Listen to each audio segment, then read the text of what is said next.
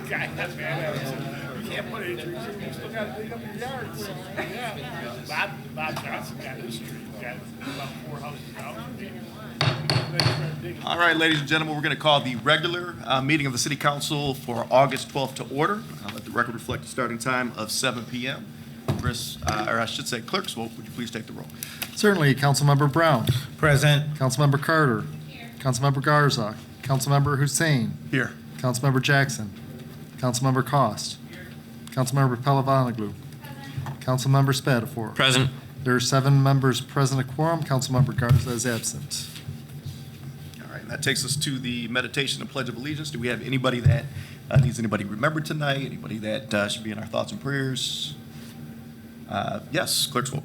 Thank you. And this actually occurred a couple of weeks ago, but I thought that we should recognize Evangelina Salinas, who was I believe she was 106 years old when she died. She was our oldest active voter, and she was very active in the community. So if we could keep her in mind during the moment of silence. All right, we appreciate that. Others? Seeing none, if you would please rise for a moment of meditation, followed by the Pledge of Allegiance. We appreciate it.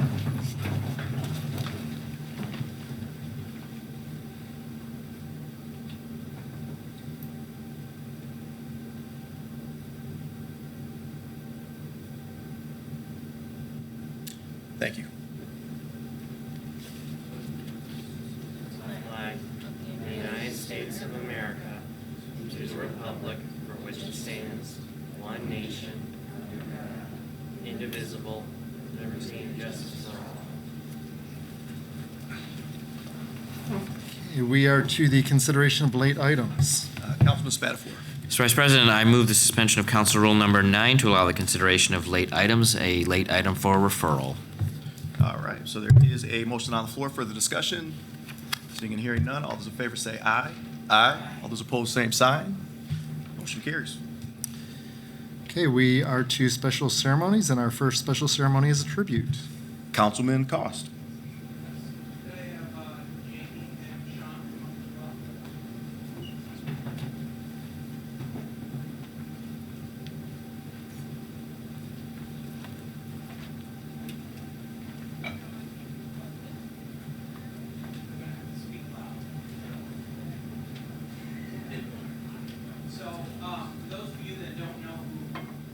Can I stop you for just 1 second?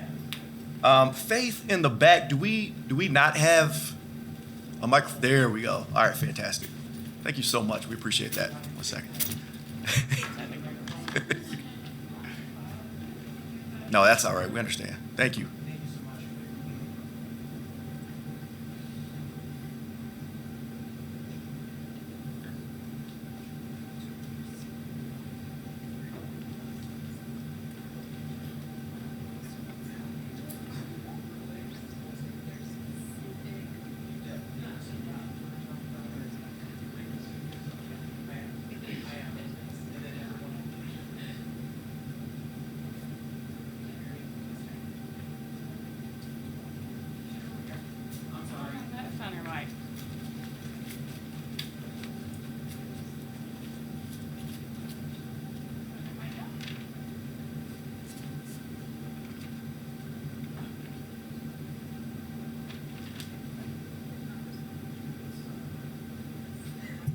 Testing. Oh, there we go. All right.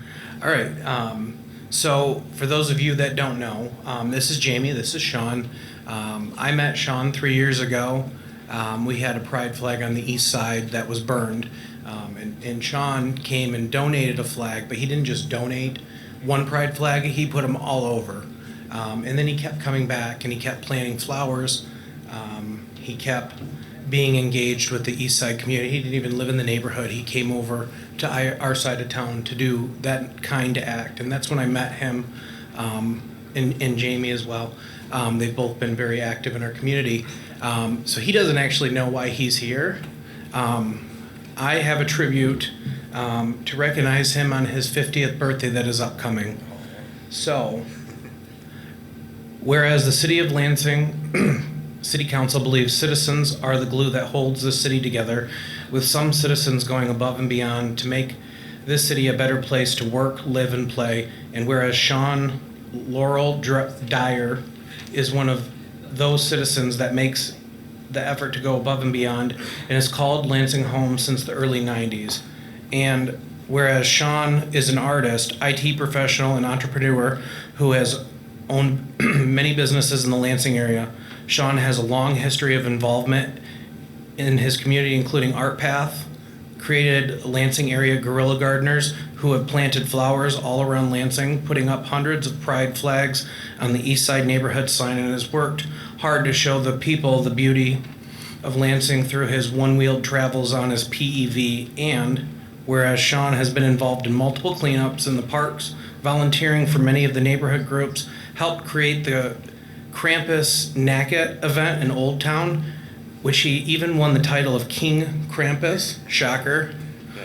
Sean has given computers that he repaired to citizens in need, spent his own money to do many of the things just to see people smile.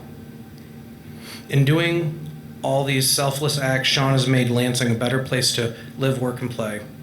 The city of Lansing is lucky to have residents like Sean, and the city is better for it. The light he shines onto Lansing spreads beyond his comprehension or ours, and he is a big, shiny penny to the city of Lansing. The city of Lansing City Council acknowledges Sean for his dedication in making Lansing a better place and wishes him a very happy 50th birthday. And with that, I would move the resolution. All right, so there's a motion on the floor. Further discussion? Seeing and hearing none, all those in favor say aye. Aye. All those opposed, same sign. Motion carries.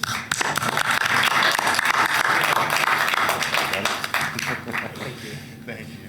That's awesome. Thanks so much, guys. Thank you.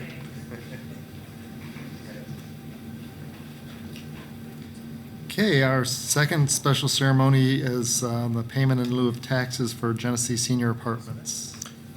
Councilman Brown. Thank you. If we can have the applicants for the pilot for Genesee Senior Apartments, 835 West Genesee Street, come to the well here. Thank you so much.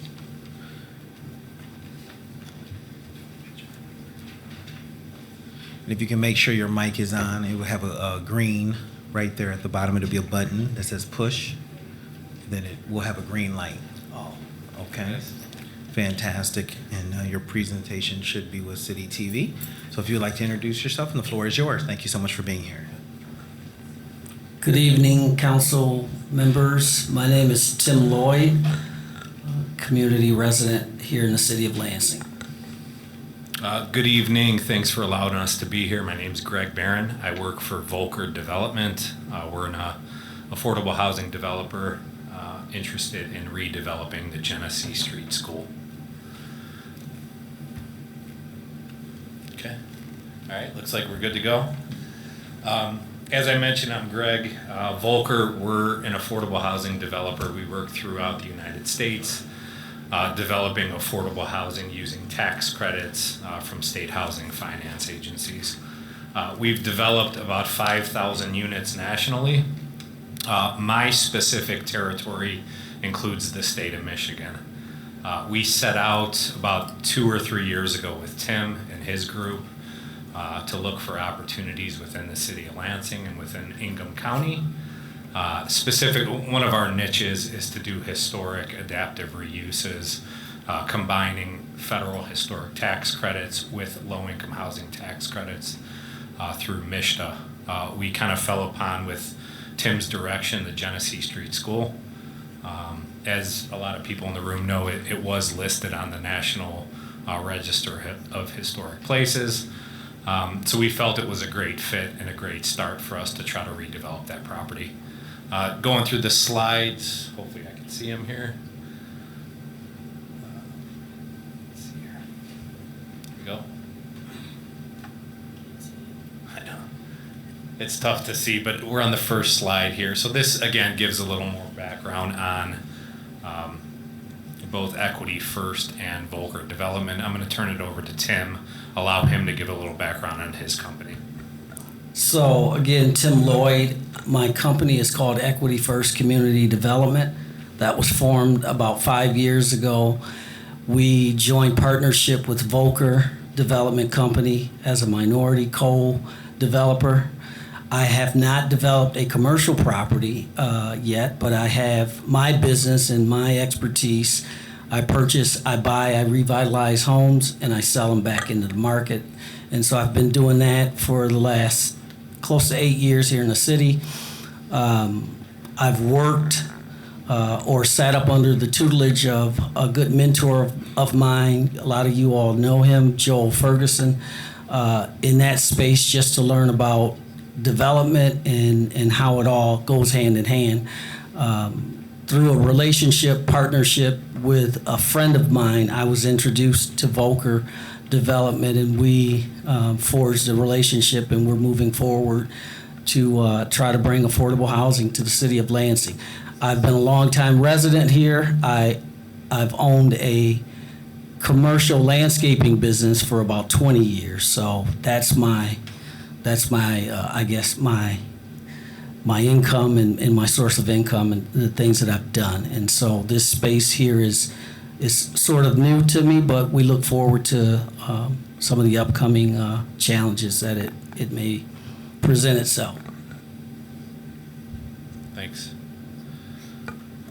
All right, I will take a minute to kind of go through specifics of the project. I'll try to do this briefly. There's about 10 slides here.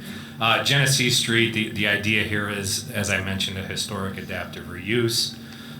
We would do a new construction addition based on MISHDA financing that we would use for the project.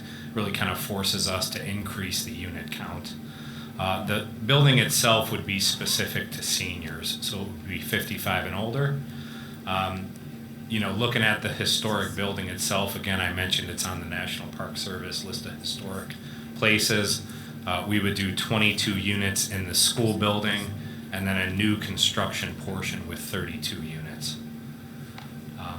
for a total of 54. Within the presentation, I included the AMIs, so tenants' incomes would fall between 30% and 70%. And I listed out the 2024 HUD income limits. And just really to summarize this bullet point, whether it's one or two people, it's essentially individuals earning $19,000 up to $51,000 to rent one of the units. Residents would be connected with supportive services, and some of the amenities within the building. We'd have a community room with kitchenette. We'd have in-unit washers, dryers, and dishwashers, so that's for all units. And then we'd have enhanced site and building security. Next slide. Just to give a little detail on the project location itself. So as a lot of people here know, MISHDA's scoring for low-income housing tax credits is based on, in part, geographic location. The Genesee Street School scores very well in terms of proximity to public transportation, amenities. It falls within a Michigan Promise Zone school district, and then we also get points for a historic renovation. Community outreach, we've started that process since originally meeting with the Planning and Development Committee. We met with members or the chair of the Genesee Neighborhood Association and Watch 120 on July 29th. We've since gotten a support letter, which I believe was shared with council. And we'll continue. I mean, part of what we do is continue that relationship with neighbors. We want to be good neighbors. We know in order to build a successful development, both from a construction standpoint, but then ongoing operations, it's extremely important to stay tapped in with neighborhood.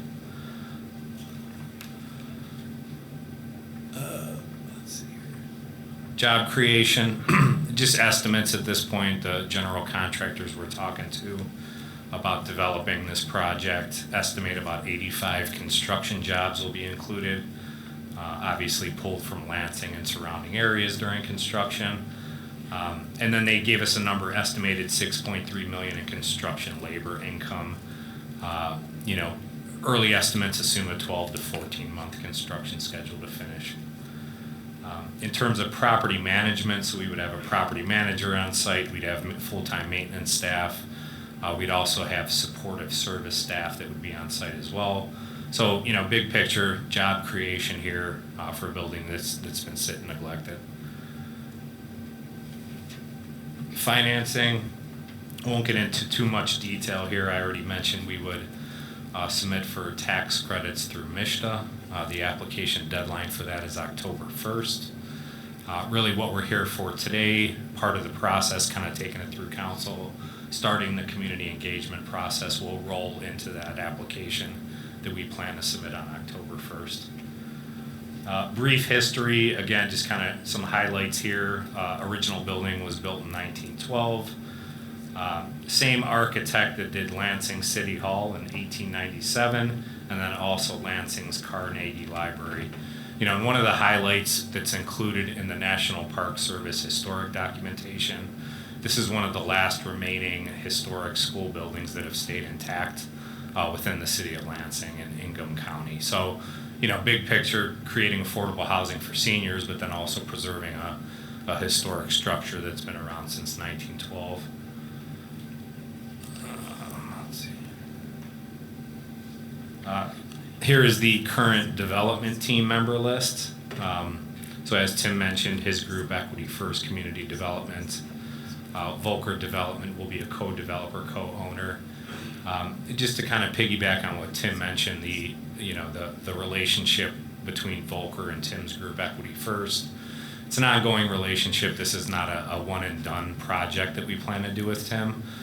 Tim will have true ownership interest, true financial interest in the project.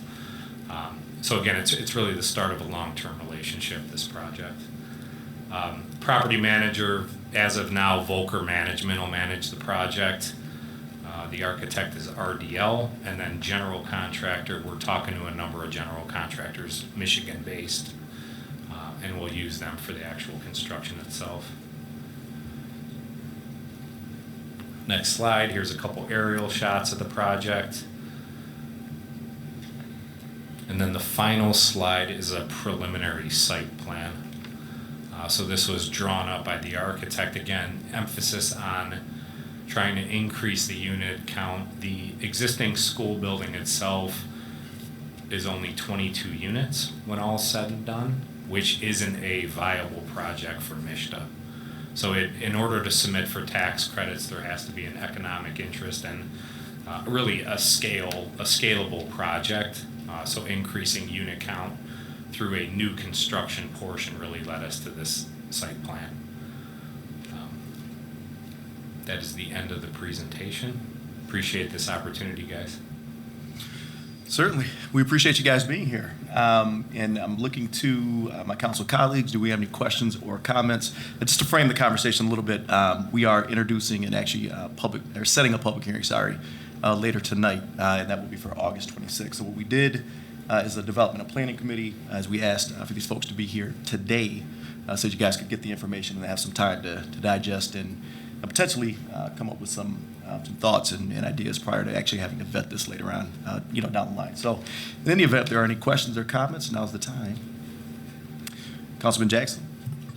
Thank you. A few questions. One is that you said that it's key to build with the community, to stay tapped in, and that you were going to start the community engagement process. I guess what, if any, efforts have you made thus far, since it sounds like you have advanced plans for the most part, and what plans do you have going forward? So I'll take a stab at that, Councilman Member Jackson. I want to just establish something that, to the council before we go further. When we selected this particular site, because I'm here, I'm a longtime resident, boots on the ground, I could have selected probably a vacant land, any piece of property in the city. I specifically carved out the Genesee building and also the Shabazz building. I looked at both of those sites. Councilmember Hussein knew about the Shabazz project that I was really looking at. And because my involvement in the community and what's going on over there in that corridor with the revitalization taking place, I thought it was a perfect site for us to look into that. And then when we got, of course, the scoring criteria back, it was just something that I thought we could definitely do. So we moved forward. Some of the supportive services that we have contacted already in regards of this particular site, and that's required through MISTA. I have a list of them. I don't know if you guys know Patrick Patterson, but he's the executive director for the Mid-Michigan Recovery. Those are some of the requirements that'll have to be in place for this particular project. Also, the Capital Area Housing with Tom and Emma. We've contacted them. They've just submitted a MOU this evening to us, and at a further hearing, we'll present that before you. Of course, I've already had a one-on-one with Carol Woods, that is a neighborhood, I don't know, general, if you will, over there, and I've contacted her.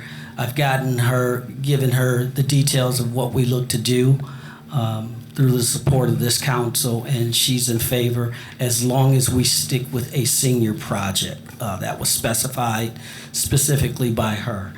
Also, we've reached out to community mental health, some of the partners that we would need for a wraparound service with them too. And so the people that we've talked to through Zoom and in person seem to be very supportive of this particular project. And of course, I'm excited about it because it was a former Lansing Black Child Family Institute, and some of you all probably assisted in that area. I know I certainly have, and I could give the credentials later of some of the things that we've done in the community in support of our neighborhoods.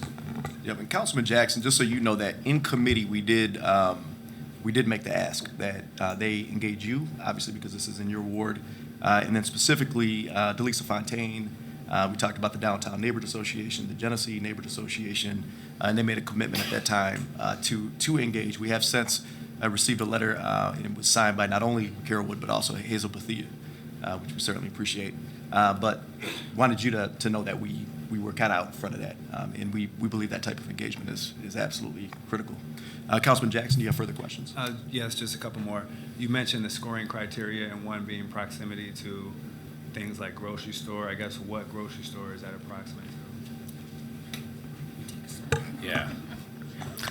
So that was one of and that's one of the requirements that MISTA requires, is close proximity to parks, grocery stores, access to public transportation. So when I spoke with Carol Woods, that was the biggest thing. I knew that Rite Aid building had just shut down. And so I asked her, because I don't know, Mr. Jackson, but I did ask her. I asked her if in the future, do you guys see something of that coming to this neighborhood, a grocery store or a convenience store where our seniors would have access to it? And she was hopeful in that space that possibly, I know there's some other developments that are pending with the strip mall. And so as of now, I don't know about the grocery store. I think the closest one is over off of Willow, I think, I'm not sure. But I know it's needed over there in that area.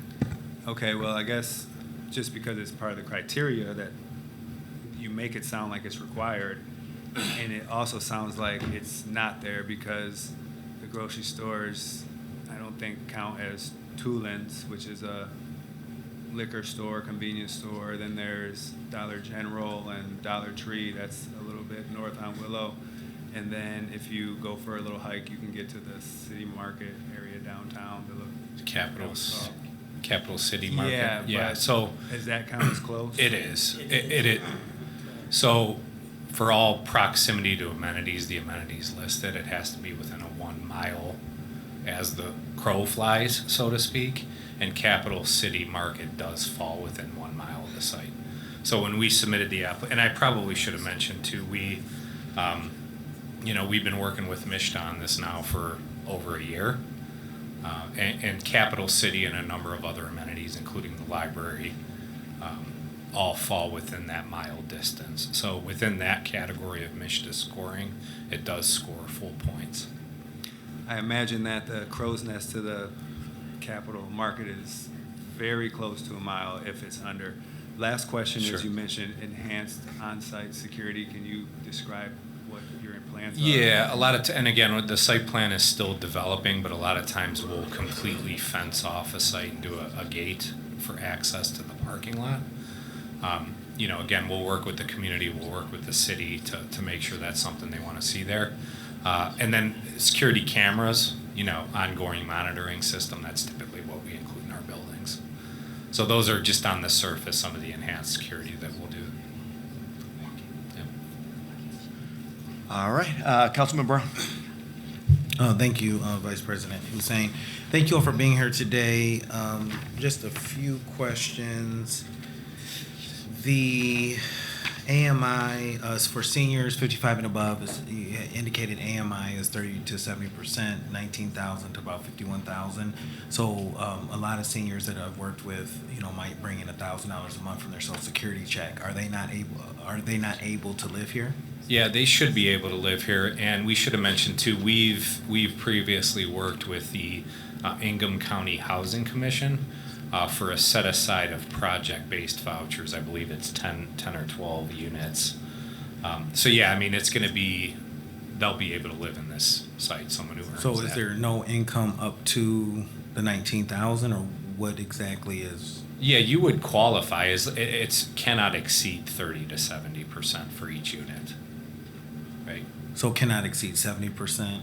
Correct. So if you came in, if your income was $1,000 a year or whatever, just for example, and you qualified for one of those units through the Ingham County Housing Commission, you would then get your rent assisted through a voucher payment. Okay. Yeah. And that's... And I think you mean Lansing Housing Commission. But with that being said, can you tell us real quick, because you have 1 bedrooms, 2 bedrooms. Correct. Vast majority, I think you said 36, 1 bedrooms and 18, is That's it? correct, yeah. 18, okay. What are the price points for those? It fluctuates. I mean, just off the top of my head, and it changes every year. So this project won't be placed in service until 2026, just based on the MSHDA timeline and the construction timeline. So right here today, it could be anywhere from $400 a month to $1,200 a month. And again, those 10 to 12 voucher units, someone could come in and essentially have zero payment. All right, Councilman Brown. Thank you. And then the property management indicated that Volker would be the management. We've had challenges in our community with vulnerable populations, effective property management, to say the least. Sure.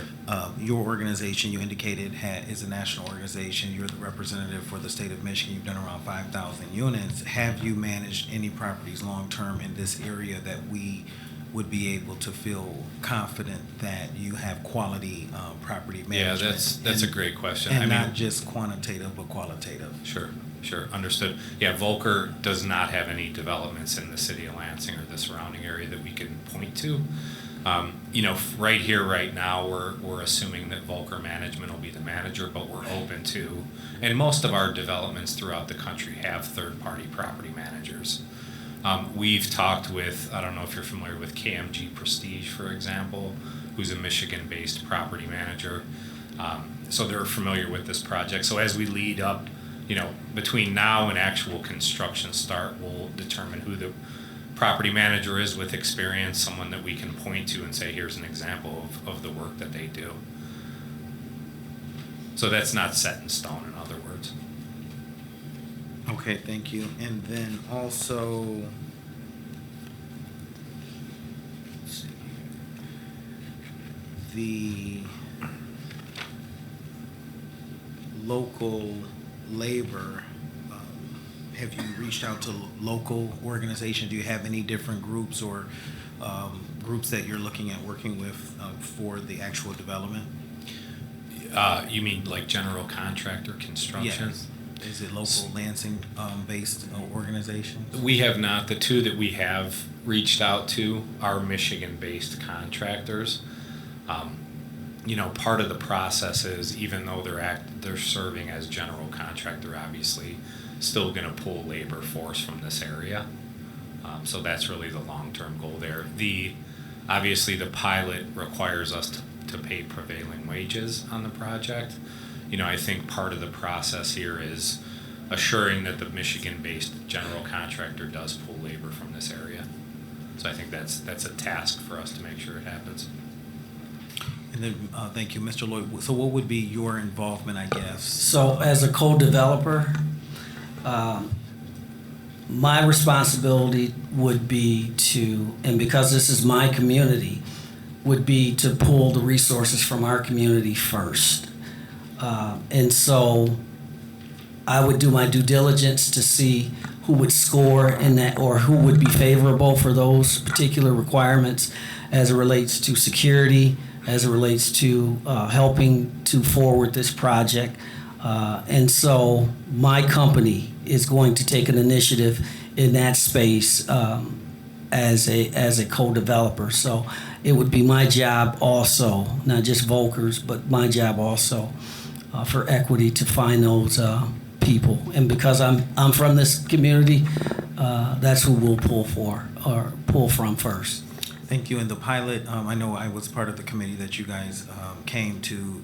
You tried for 10%, and then you said the application was not approved or scored. And Sure. then you talked about because of support services. Could you elaborate on why we're here today? Sure. Yeah, and I think, and I apologize, I know when we first presented the project, the way we presented it may have caused some confusion. The supportive services and the need for a pilot are somewhat separate. As we gear up, we get construction cost estimates that come from our general contractor for a development of this size. We found that construction costs are high. Things soared when COVID occurred, and they really haven't came down since. And so, there's a huge push in Michigan and nationally to build affordable housing. There's a huge need for it. However, construction costs have not come down. So when we get estimates back, which is an ongoing fluid process, right? Our plans are being developed as we speak. So we don't know where that final construction contract amount for this project is going to land. It's expensive. And what the pilot does is allow us to leverage more debt, which then closes that gap for development, right? We sitting here right now, if we're paying full taxes, say there was no pilot, it just wouldn't pencil out. We wouldn't be able to do this construction just based on the sources that we can get for federal historic tax credits, and then the low-income housing tax credits, plus debt is not enough to fill the gap. I know I believe I provided sources and use to the planning department. And you could really see construction costs are high for this project. So I haven't seen the sources and uses. okay, well, we provided it to the planning department. Happy to share it with you guys. So that's where the pilot comes into play, is to help us make sure that the project pencils out. Yeah, go ahead. And just because I was in, obviously, the committee meeting, I think the question is, or at least for me, where I need the clarification is, in terms of, we understand with the LIHTC application that you receive additional points for a pilot, but we also understand you do not receive more, I should say additional points for 4% over a 10%. Sure. In terms of affordability and duration commitment, we know you get more points. So if it's a 15, a 30 to 45, if you can pull a 45 from a municipality, we know that you get additional points. The question becomes, you guys just came through last year, Sure. right? With a 10%. We're not talking about 6 years ago, pre-COVID. We're talking about last year. Yeah. You believed you could make the numbers work at 10%.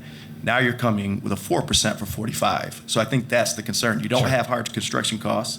You don't have a pro forma that is, kind of contemplates 45 years. You said that in committee. So the question becomes, how did we land at the very lowest percentage and the longest duration possible? That's the question, and I think we were pretty explicit in our questioning during committee. Can you do this project at a higher percentage and potentially a lower duration? Thank you, Councilman Hussein. That's exactly. Sure. And I think two parts. The the duration ties back to MISTA, right? There's a 45-year, we're making a 45-year commitment to keep this affordable housing. That's where the 45 years came in.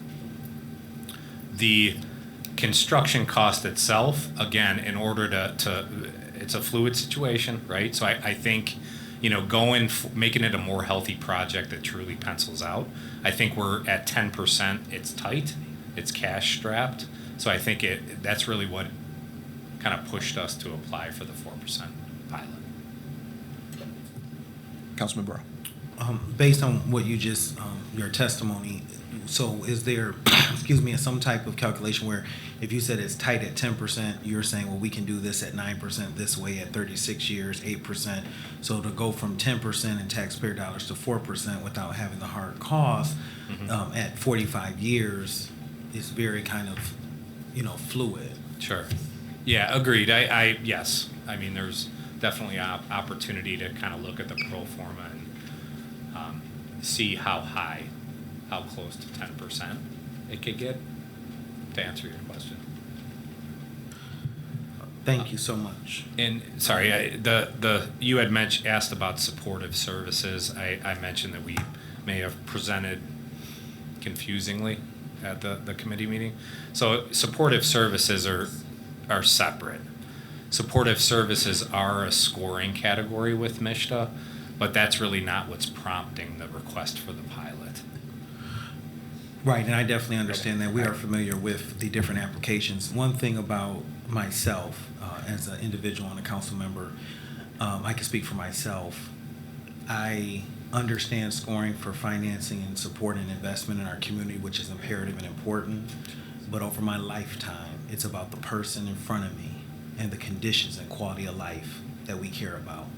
So I am an advocate to say, what are you doing to empower, to support, to create safety, to create a culture of quality of life that I can believe in and support?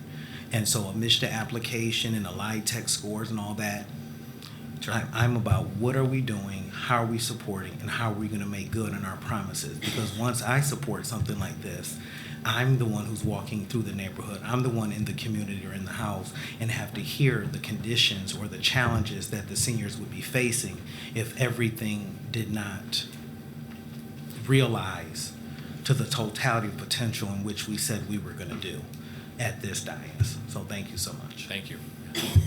And I appreciate those comments. I think, you know, we talked about that in committee in that we, you know, I mean, this tool is in the toolbox so that we can bring online good, quality, safe, affordable housing, right? And in this case, for our senior community.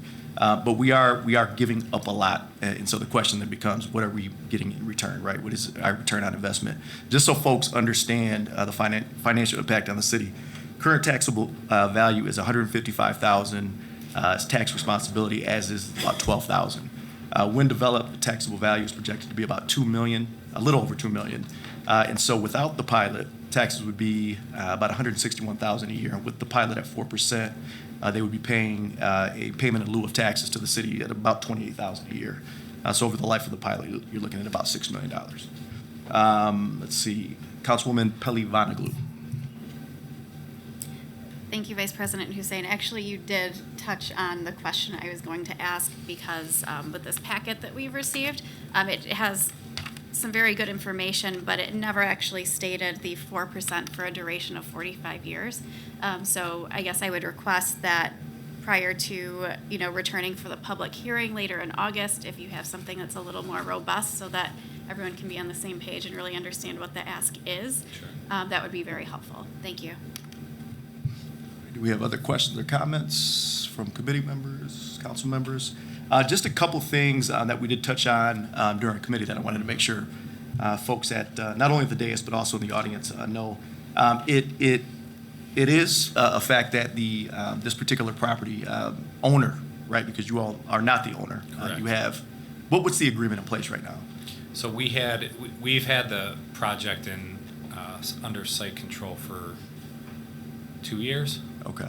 Throughout the process, we are renegotiating terms right now. Okay. So part of what our negotiation right now is, if the owner wants to sell us the property, we have requirements that they secure the building, make sure that all the windows are properly boarded up. And they actually did that for us months ago, but it's since turned. You know, I just drove by before this meeting, and there's definitely exposed windows. So that's part of the negotiation we're going through now. Okay, and I want folks to understand that taxes are delinquent back to 2020. Correct, But the yeah. county is essentially holding off on foreclosing because they understand that this deal could potentially happen. So what would happen is the back taxes would actually be paid through the revenues. So there's that piece. There is in the staff report, there was a clerical error. Some of your numbers say that that was contemplating a 5% pilot. Those numbers are actually accurate with a 4% pilot.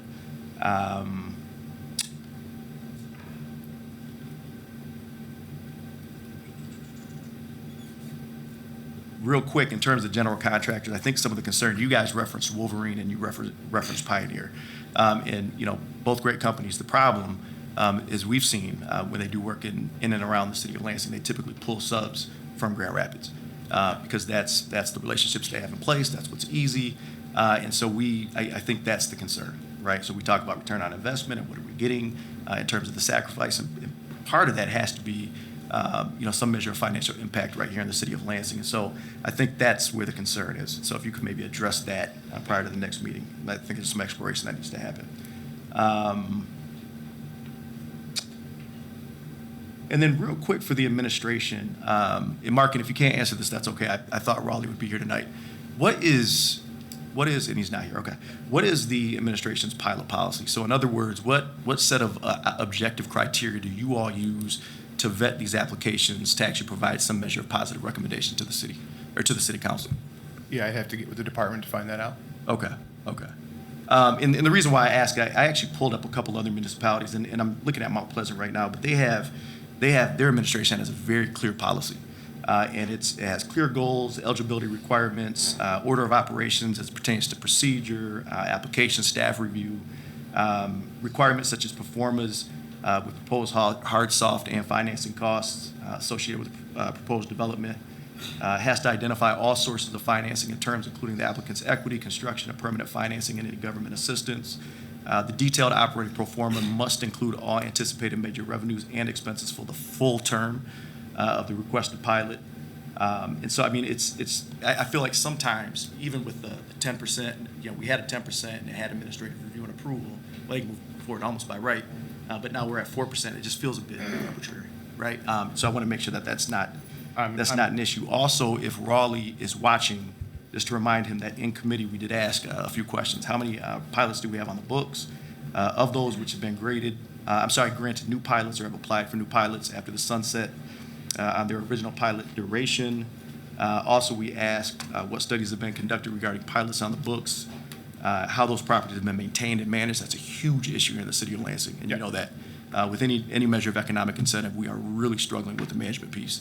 And many of us at this dais, we live at places like Sycamore and Autumn's Ridge. I mean, the list goes on, right? And so, we really want to see some science behind these things. We also asked, let's see.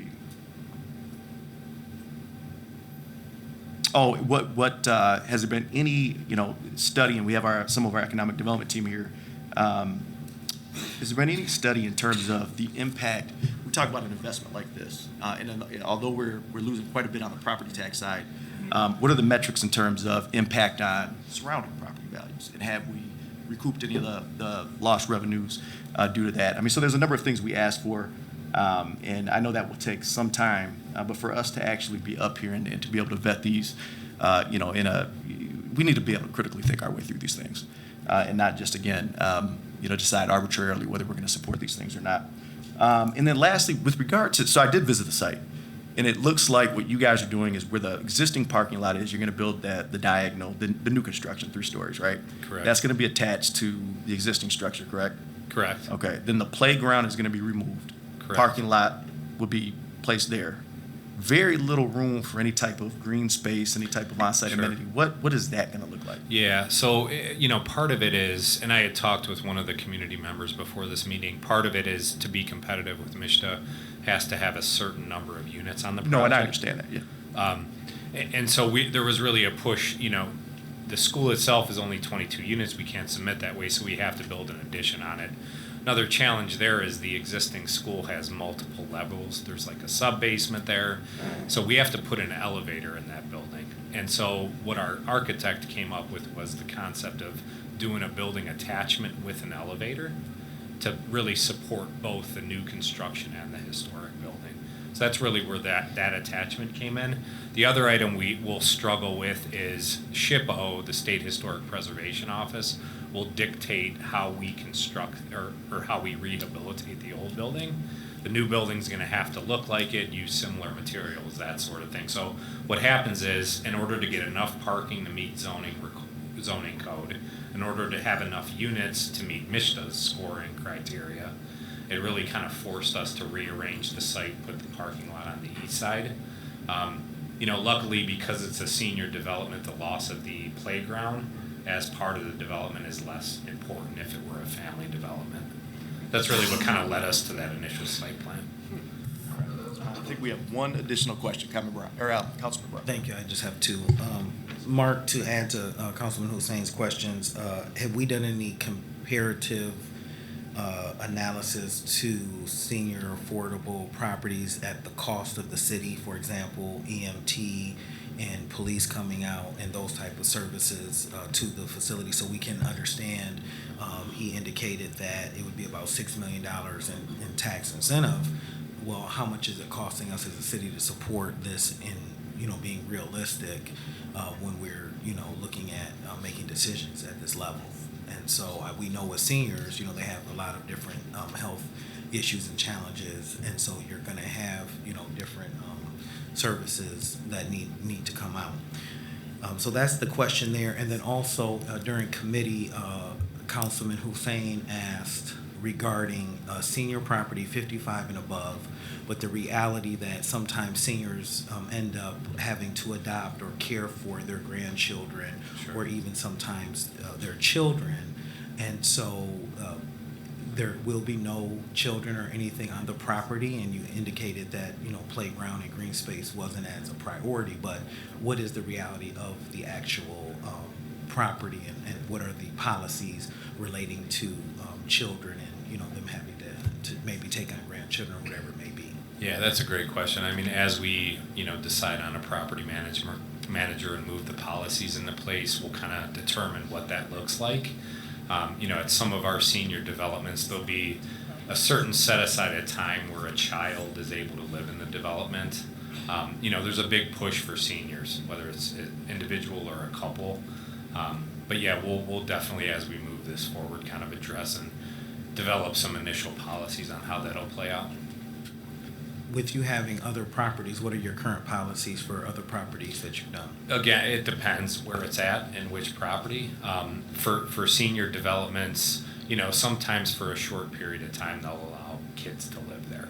But then once it reaches a certain point, there's rules within the lease, within the property management agreement where that's comes to an end.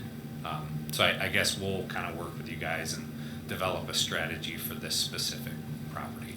So in general, because I wouldn't know specifically, but like if you have grandparents who have to adopt children, let's say they're 7 to 8 years old and they're going to need to live there until they're 18 years old, is Sure. that senior expected to be able to renew the lease and have the children, or not? Because just because they're senior doesn't mean they don't necessarily have children that live with them.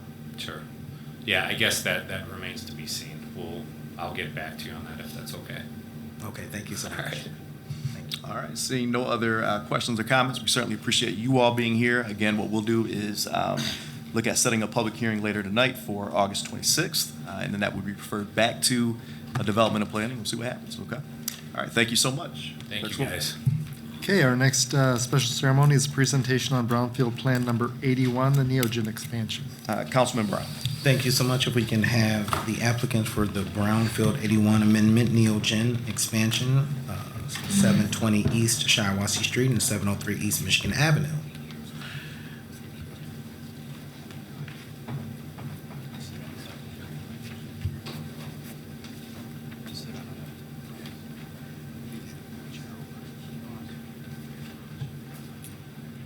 Are there three of you? Yeah. Yeah, thank you. As long as we have 3 seats, we're good. Thank you all for being here. If you could just make sure the microphone is on. I know, Carl, you're used to being down here, so if we can just make sure, and if everyone can introduce themselves for the public, we greatly appreciate it, and the floor is yours.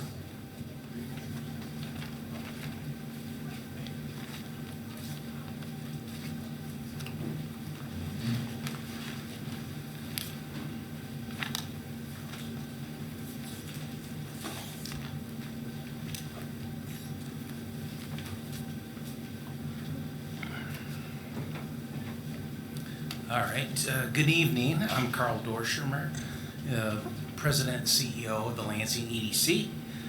And thank you for the opportunity to present this great project to you tonight. Before I get started, I'd like to introduce and welcome to you the representatives we have here today. Excuse me. On my left, we have Dave Van Haren. He's Director of Economic Development for Triterra Environmental. And then on my right is Hassan Yamani. He's Senior Director of Food Safety Projects for Neogen. So I'll get started. So Neogen is a long-time partner with the City of Lansing and has been redeveloping and expanding into vacant and underutilized sites in the City of Lansing for almost 40 years. They've done at least a dozen sites. And each of these redevelopment projects, Neogen has worked closely with the Lansing EDC, our Brownfield Authority, City of Lansing, and MEDC. In 2022, Neogen came to the Brownfield Authority to request a brownfield plan to help them redevelop a property that is located on Shiawassee Street into a manufacturing and research facility. Thus, Brownfield Plan number 81 was written and then approved by both the Lansing Brownfield Authority and the City of Lansing. Since the approval of that plan, though, good news is the expansion project on Shiawassee has increased in size and scope, and a future second phase is being planned. The second phase will add more investment and create even more jobs. So to facilitate the increase in investment and related brownfield costs, Neogen has requested to the Brownfield Authority that Brownfield Plan number 81 be amended to account for the additional investment and the increase in size and scope and the second phase. So on July 12th of this year, the Lansing Brownfield Authority unanimously approved amending Brownfield 81 and forwarded the plan to City Council for your consideration. We've already presented the plan to the Council's Committee on Development and Planning, and now we are here tonight with the ultimate goal is to ask that a public hearing for the amended plan be held on August 26th. And in our presentation tonight, we are here to show you that this plan is financially beneficial for both the city and for Neogen. It also keeps Neogen investing and growing in the city as they have over the last 40 years. It cleans up and redevelops an old and contaminated urban industrial site along a railroad track in Lansing. And lastly, it helps stabilize the nearby neighborhood and provides jobs for Lansing residents. So now for the presentation, first Hassan Yamani of Neogen will present an overview of the actual expansion project, and then after Hassan is done, Dave Van Haren will review the amended Brownfield plan. So Hassan? Thank you. Thank you for having us tonight. The Neogen basically we start out with what we call phase one, which is. Can I stop you just for a second? Could you pull that mic just a little bit closer? Oh, thanks so much. We Is appreciate that it. good now? Yeah, sure.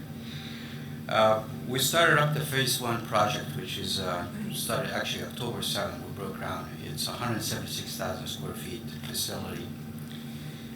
We started up the project, has consistency of two objectives. First of all is to relocate most of Lansing operation under one building and also expand on other activities, which is from another state, bring it in from 3 different states, to bring it in operations into Lansing, basically. So the target is to have Lansing project is a Neogen base centralized manufacturing for Neogen worldwide and that part.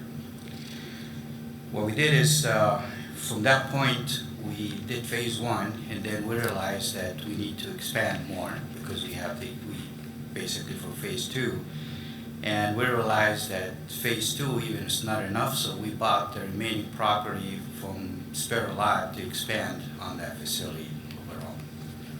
By doing this, we require to have a additional brownfield activities because from our experience from the first lot where we bought, the soil was totally contaminated. It used to be a railroad track train yard basically on our part. So we requested to add more brownfield activities on our part. Our objectives, as actually our plan, is to add more jobs into the city. We're looking at maybe over to close to 100 jobs over the next 4 years. In addition to that is basically all the activities going on for the construction sites right now are all Lansing-based contractors, actually from Lansing. As a matter of fact, our general contractor is Chrisman, which is 2 blocks from you here in Alberta. The estimated job would actually, to complete phase 1, we're looking at probably February of next year, February, March of next year. And then we're gonna, after that, after we get everything started up, then we go into the next phase, which is phase 2, and then after that, for the 703 building, which is, David's gonna talk to you about, which is the remaining Sparrow Lot that we did in our part. Have any questions for us? Do we have any questions at this point? Seeing none, you can proceed.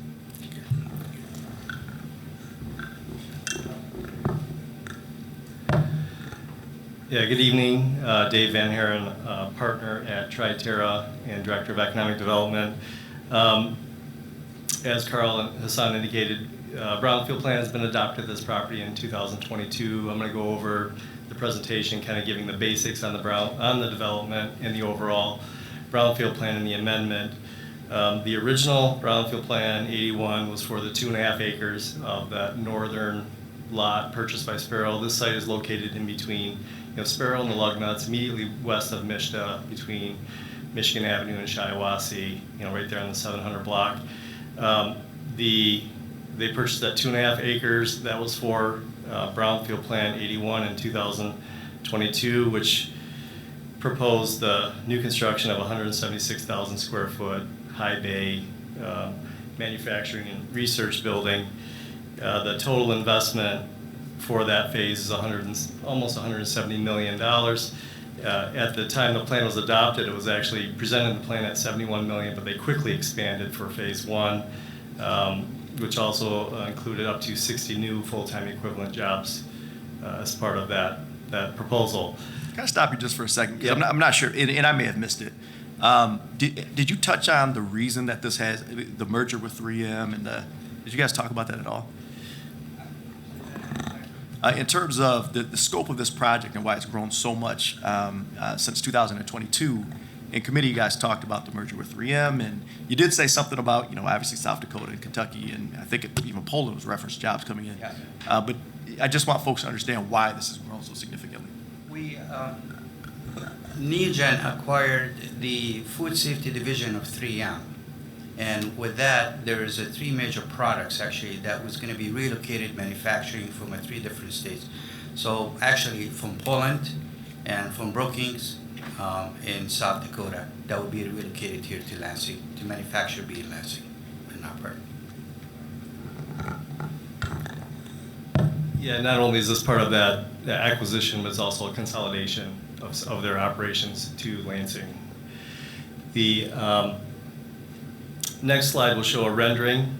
This is along Michigan Avenue. There we go. So on the left is the rendering, and then also a picture of the front of the site, the front elevation as of 2 weeks ago. The next slide shows the current interior space that's currently being built out.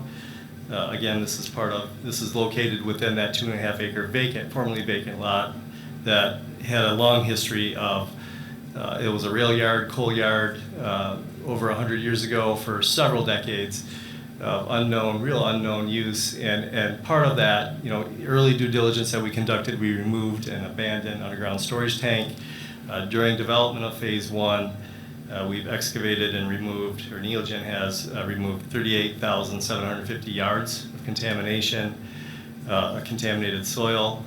And then there is still pockets or areas of contaminated soil. Some of our excavation went down 28, 30 feet, for the installation of the underground stormwater management system.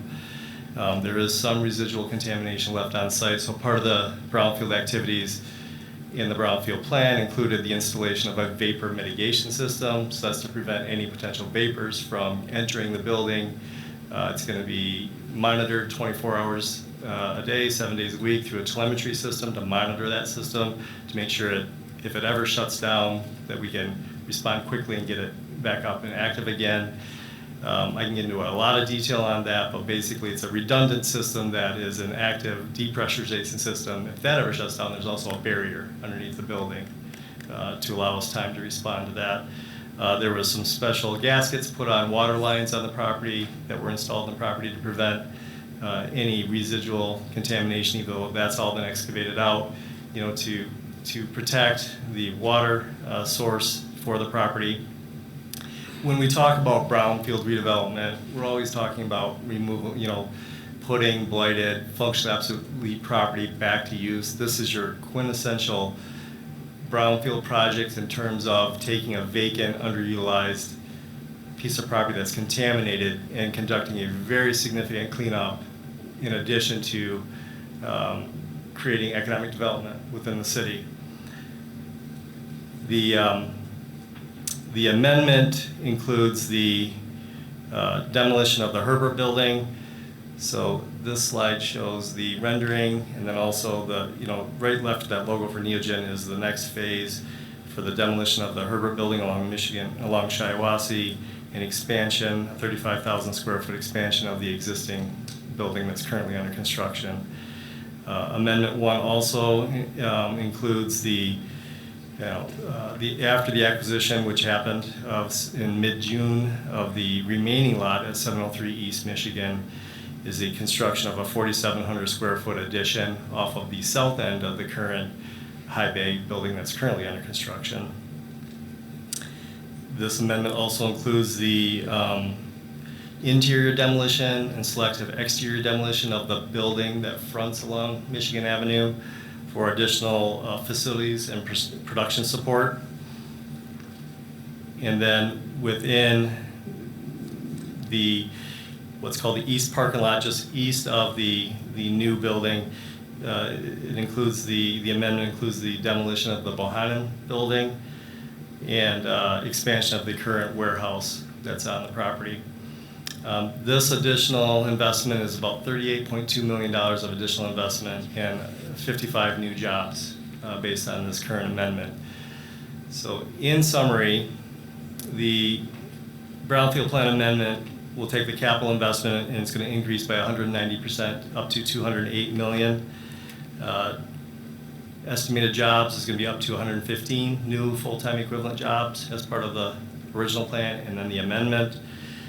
Eligible activity cost has increased by $3.6 million, or 72%. However, based on the additional investment into the property, the significant investment, the duration and the capture period is actually expected to be 2 years less than what was previously proposed. So as part of this amendment, we're also proposing that the duration of the reimbursement period be reduced to 9 years.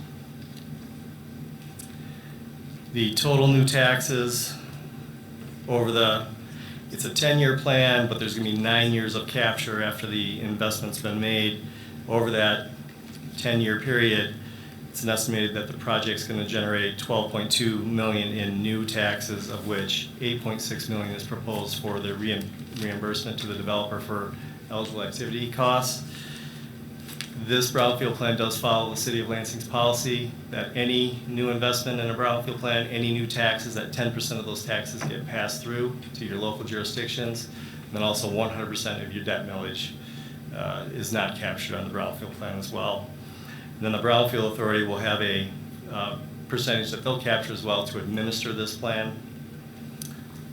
and then also put deposits into a local brownfield fund that they can use to help fund other projects in the future. So the next slide, the next couple of slides shows a 20-year economic cycle for this project based on this investment. And the graph here shows, the darker blue in the first 9 years of this graph here, that shows the base taxes that have been paid on this property and will continue to get paid. The lighter blue increase is that 10% pass-through. Those are the new taxes that do not get captured by the brownfield plan.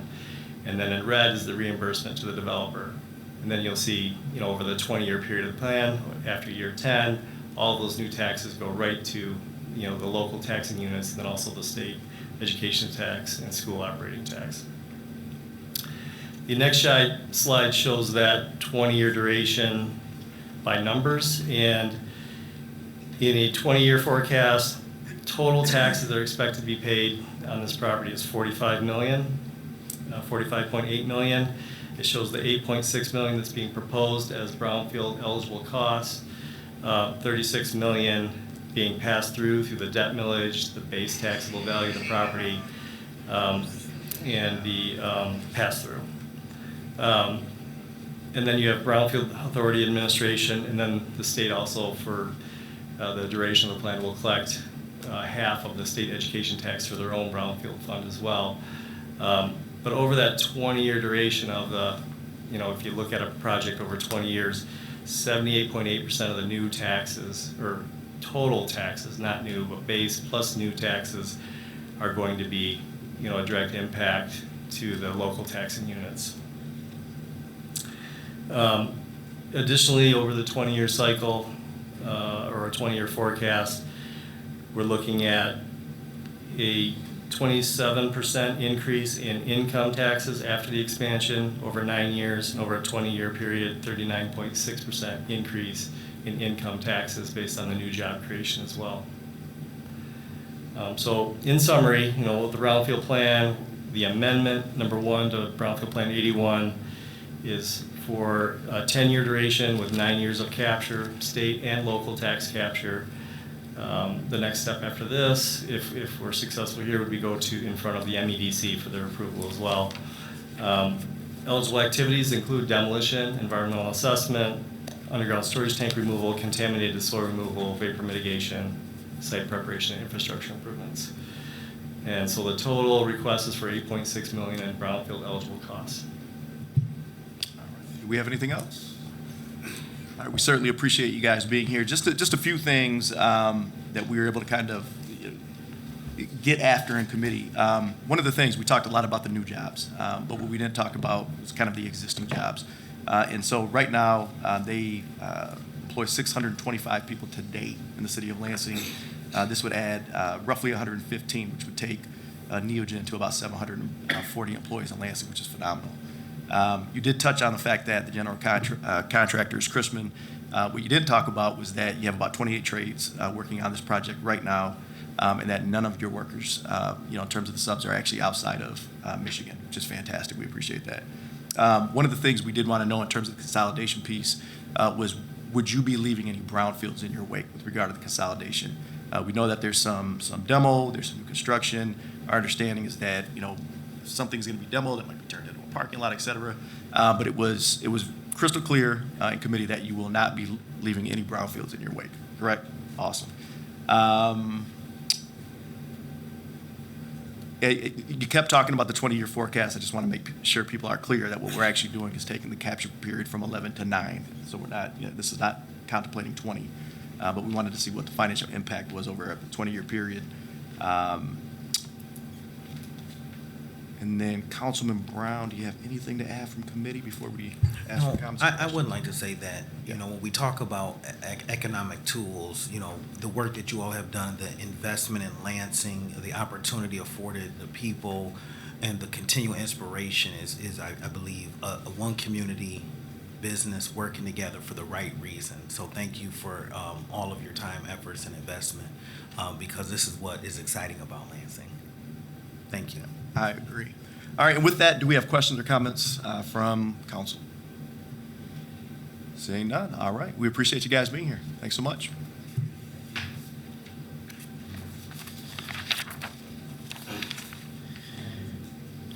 And with that, we are to comments by council members and the city clerk. Do we have any comments, council members? Councilman Brown?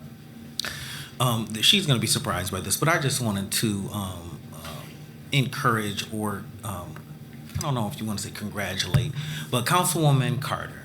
I have been at so many, I told you she was going to be, but I've just been at so many events, and I've heard there's been several constituents over the last couple of weeks that have just said, thank you so much for your service, and I guess the way different situations have come up that you've impacted them, and they've come to and tell me. I said, well, we're colleagues. I'm not, the boss or anything. So I just wanted to share that because I know sometimes it's difficult as at large, and we're all over the place all the time, and just wanted to give you that encouragement publicly. Thank you for doing a great job of being in the community, being engaged, and investing. Thank you. Do we have other comments? All right, just very quickly, I do want to remind folks that we have a joint South Lansing constituent contact meeting on August 24th. That will be at 10 a.m. So again, we're bringing together the 2nd and 3rd wards over at the Plumbers and Pipe Fitters Hall. That's at 5405 South MLK. It will kind of have we're going to lean into economic development across the south side, but not just the good, the bad too. Some of the blighted properties, some of the things that we're doing to try to move those properties forward. And then, of course, we'll cover broader issues across the 2 wards, but also the city of Lansing. That same day, Pilgrim Rest. So I hope that you go over to Pilgrim Rest Baptist Church at 5200 Pleasant Grove Road first, then come to the constituent contact meeting because they are having their community day of care and prayers, what they're calling it. So they're going to provide on a first-come, first-served basis free clothing, shoes, coats, refreshments, and the like. Again, that's Saturday, August 24th from 8 a.m. to 12 p.m. At the Pilgrim Rest Baptist Church at 5200 Pleasant Grove Road. Rejuvenating South Lansing with facilitators former Councilwoman Carol Wood as well as Jason Wilkes will be having their next Rejuvenating South Lansing meeting. That's on August 27th at 6:30 p.m. That's at 5825 Wise Road. And so my understanding is Hope Lavelle from Ingham Community Health Centers will be there. Folks aren't familiar. This is a federally qualified health center, if you will, which means they take private insurance, they take Medicare, Medicaid, and they see folks that don't have any insurance. So if you'd like to learn more about their services, please come out. And of course, folks that have been to Rejuvenating South Lansing meetings in the past know that after that first hour of featured speaker presentation, there's always a power meeting where City of Lansing issues are touched on. And so we hope you can make it out. Again, that's August 27th. And then lastly, Mark, I'm hoping you can check on this. We are hearing from developers, we're hearing from contractors that are frustrated. I know that internally folks have been frustrated with the BSNA cloud conversion, but we're also hearing from folks that are, they're having to go to the pay. This is just one example. They are applying for permits, right? But then they're being told they have to go to pay it as an example to actually pay for, as opposed to in the past they were able to kind of do that all in one fell swoop. And so now because there are additional steps and because there's some review that has to happen internally with regard to our own staff, sometimes these permits are not being issued for several days out. The other piece is even plan review is what we're hearing. Even sometimes plan review is being delayed because the payments for plan review are ending up in the wrong places. So sometimes they're supposed to be with building safety, but they're ending up in code and vice versa. And so what was supposed to be, I think, a measure of efficiency has, at least in the early goings, been anything but. And so I'm hoping that you guys can get some information on that, potential fixes, and get back with council. Yes, we are. You're right. There are growing pains with new software and new processes, and we're working through those. We are working with both software developers to find a solution that helps them play nicer with each other. So we are aware and we're working on it. Yeah. Okay, thank you. I appreciate that. Councilman Brown. Thank you. I would be remiss if I did not, when we talked about a moment of silence and thought, is former Councilwoman Patricia Spitzley, mother transition, and they had their memorial this weekend for Dorothy Gant, or Doris Gant, as she's commonly known as. And so just thoughts and prayers, and wanted to acknowledge it was a wonderful service, and Councilwoman Spitzley have served our city, and her mom has been a big part of who she is and what she's contributed to Lansing. So I just wanted to acknowledge them and keep that in our minds and thoughts. Thank you. Thank you. All right, thank you. I do want to just take a moment and thank everyone who participated in our primary election last week. So we finished up about midnight, walked out of the building, and then 8 o'clock the next day we started working on the November election. So presidential election, here we come. Look forward to voters participating in that. And with that, we are to community event announcements. If there's anyone in the audience with a community event, we'll give you 1 minute to tell us the details.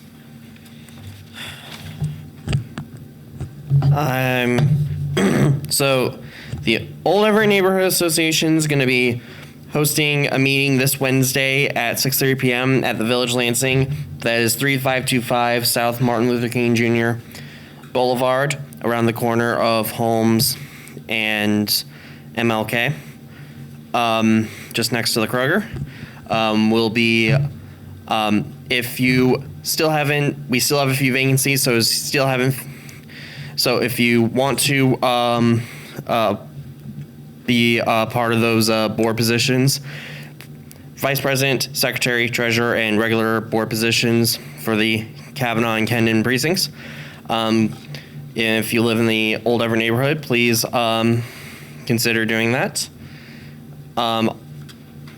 That's all I'll need to say about it. Remember, Wednesday, 6:30 p.m., August 14th. Thank you. And any more community events? It's that time of year again, and the Friends of Lansing's Historic Cemeteries will be hosting their Service of Remembrance in the Fratcher Memorial Garden inside Mount Hope Cemetery on Sunday, August 25th, beginning at 3 p.m. This is a service for anyone who's lost loved ones who are buried or interred in the city cemeteries, Evergreen or Mount Hope or North, over the last 2 years. We normally do it annually. Last year we hit a glitch. So this year we're covering both 23 and 24. So anyone that has lost family members and would like to attend, you're welcome. It's open to the public and free of charge. Thank you. Thank you. Other community events? All right, seeing none, then we are to registration for public comment on legislative matters. If you haven't had an opportunity to sign up for either legislative matters, which includes items 6 through 16 on the agenda. Also, if you want to sign up for the show cause hearing, we'll give you about another minute.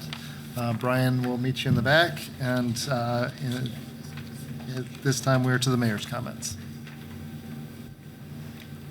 Just very quickly, this Wednesday from 9 to 2 is the Mayor's Senior Fair. That will, like always, be at Gardner Middle School, 333 Dahlia Drive in Lansing. Unfortunately, the mayor is a little under the weather while he's watching tonight. Hey, boss. He will not be able to make it on Wednesday, but we still plan on having a great event. So look forward to seeing a lot of seniors like we do every year for lunch and information and resources and just connection. So hope to see everyone there. Okay, with that, we are to the show cause hearing. We have a show cause hearing, orders to make safe or demolish to the owners of 1342 North Walnut Street. Councilman Cost.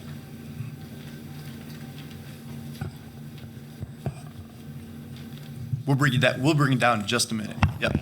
Councilman Cost, go ahead. Thank you, Vice President Hussein. What we have here is 1342 North Walnut Street. This is a fire damaged property that was ordered make safe or demolish 6/27 of 24. The Committee on Public Safety approved a resolution for this show cause hearing 7/9 of 24. It looks like the SEV on this property is $52,600. The rebuild is $165,285. Again, this is fire damage, so that is 21 day, I believe. All permits have been denied. I was at the demo board meeting in May, where I believe it was reiterated that all permits have been denied to this point. And I can't recall, but I think that there was no one there for that property at that demo board meeting as well. Thank you.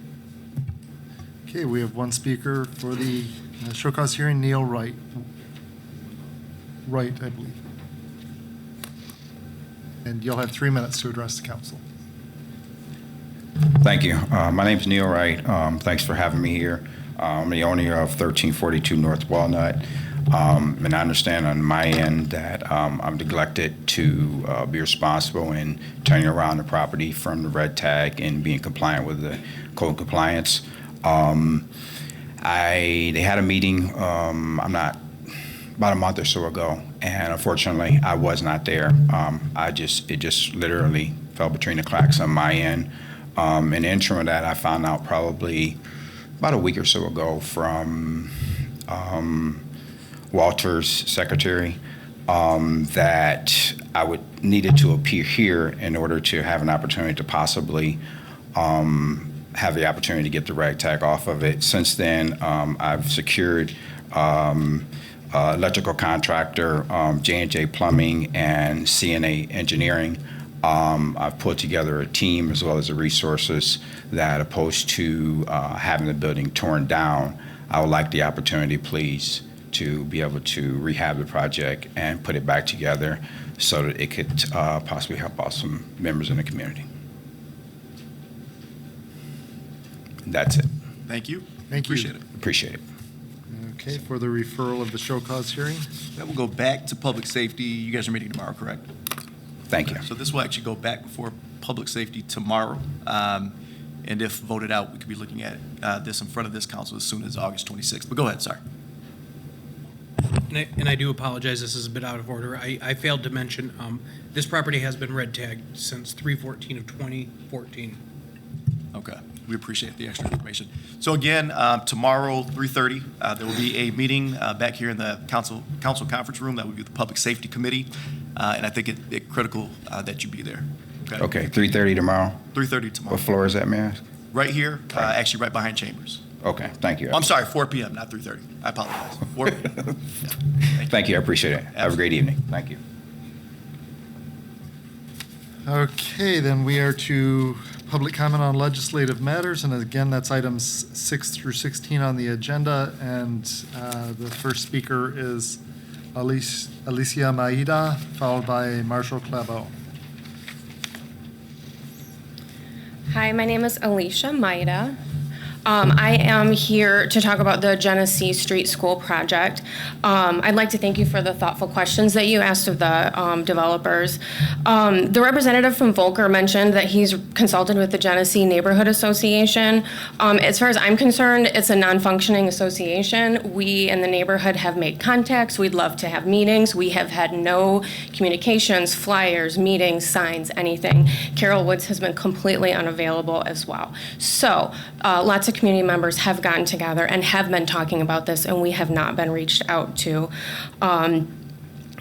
Tim Lloyd has very limited information available about his company's involvement and experience, which is concerning to me. Volker is the lead developer, owner, manager of the property. We do have qualitative data from their other residences, mostly in Wisconsin, that do show they are not happy with the services that the residents have. And it's their vulnerable population, so it's very concerning. I purchased my home from the Diocese of Lansing. It was the St. Mary's Convent. I am very invested in community development and historical development. I would love to see that property be developed, but I'd like to have it happen the right way. With the information, I'm not confident that they will be an active community member. The green space we're losing will hurt the neighborhood. That playground is used quite often. The neighborhood has been maintaining it. Different people make it available to children. The closest grocery store is in Frandor. The low-income neighbors that I have that don't have transportation, they get their food from the Pine Street Quality Dairy every single day. I see them walk every single day. My husband's an electrician, and I'm a speech pathologist, and we do not shop at Lansing City Market as a general rule unless we need something because it is so expensive. So I feel like I would be remiss to not point that out if that is going to be considered as the closest grocery store to that development. there's not a lot of accessible food, and for them to be having that as a point, for their metrics is concerning. So we in the community, there's lots of us here, we would like to be involved with this. We'd like to have, more information about Volker. It's very concerning to us.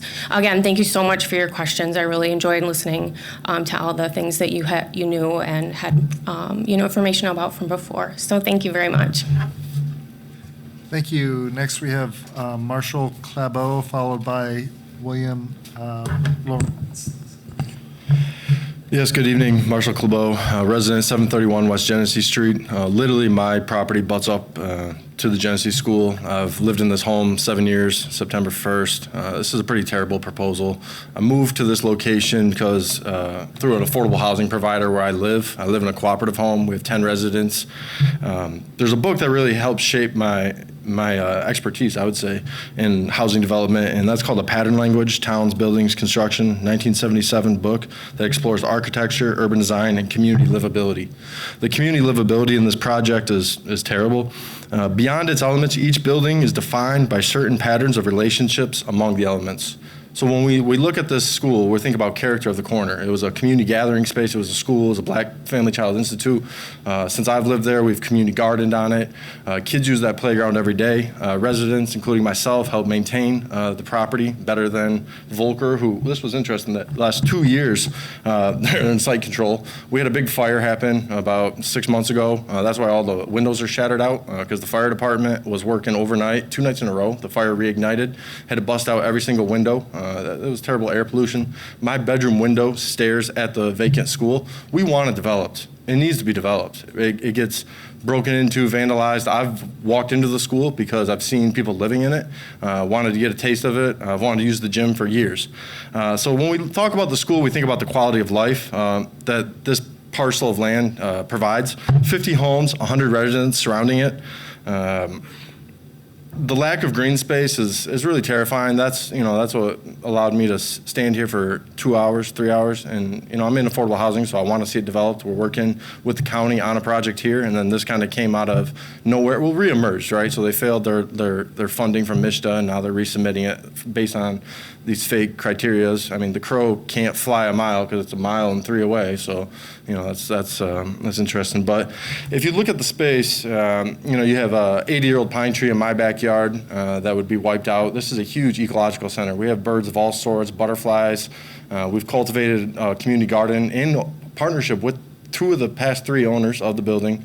And so the parking lot as proposed is 70-car lot. It's going to knock out an 80-year-old tree in my backyard, 60-year-old trees in the front, caveat. Our cars get broken into every night. It needs security, but creating a 70-car lot in that location with all the floodlights that will be needed for the security it's going to ruin the quality of life for the neighborhood, really change the character that was developed. The loss of playground is tragic. It's a safe space. Families send their kids there every day to play. And the ROI, I mean, this is terrible. $6 million over 45 years. There's a lot of things that the city of Lansing could be doing with $6 million. So there's a lot of sacrifices here. They need to engage the community. Thank you. Thank you. Next is William Lawrence, followed by Savannah Detzler. Hey there, William Lawrence. I also live in the neighborhood. When I saw this proposal, when I heard that this was actually getting serious, I wanted to be able to give it a chance because we all want to see something happen with the plot, as you've heard. I'm also a tenant organizer and housing justice advocate professionally, and so I'm inclined to want to say yes to affordable housing, and for me, that's a plus to have affordable rental housing on the site. But this pilot proposal you have in front of you is it's a really bad deal, and I'm not the only one who thinks that. In the last 2 weeks, which is all the time we've had since us in the neighborhood actually became aware of this when the paperwork came before you at the subcommittee of council, 43 residents from 36 households have signed a petition in opposition to this pilot, and that's just from within the 1 block radius around the school. Now we're going to keep knocking. We're going to get two blocks out, and I think we'll be up to probably 80% of the households, I'm confident, are going to be strongly opposed to this. Volker Company has no other properties in Lansing or even in the state of Michigan. They're proposing to be the lead developer, the owner, the property manager, And as you know, they're asking for a 45-year tax break. I had to check my math, but that's through the year 2070, which kind of made my head spin. So you're signing over this anchor property in the neighborhood until the year 2070 on a project which frankly was not as persuasive of a presentation as the second presentation you saw today, which was quite much better substantiated, and I think we could all see that. Now, you might say, you know, doing these pilots, this is the cost of attracting investment to the city, right? And of course, we all want to see investment, but you need to ask, as Councilman Hussein did, what's the ROI? What's the return on investment? And when you look into Volker, it's just quite obvious that this is a bad investment. And I want to reiterate, no one in the neighborhood had heard anything from anybody. I talked to everybody that answered the door, about half the households within a 1-block radius. Nobody has heard anything about this. This was news to every single person I spoke to. So I looked up the reviews from Volker's other properties in other states. And what tenants at those properties are reporting is cheap construction, absentee management, people getting yanked around for fees and fines, getting your deposits back, just the same kind of stuff that we've been hearing from bad landlords here in Lansing over the last couple of years as people have been paying more attention to this housing crisis. So this is not what we want to invite into town from someone who we know has no investment in the neighborhood or the city or the region. And, you know, I just really want to say that we all want to see something happen. Lansing actually can do better. I think this is going to be the kick in the butt that us in the neighborhood need to really put in the organizational work, because no one's saying this is easy or simple, but we do have local nonprofits. We do have a lot of capacity and talent among neighborhood residents.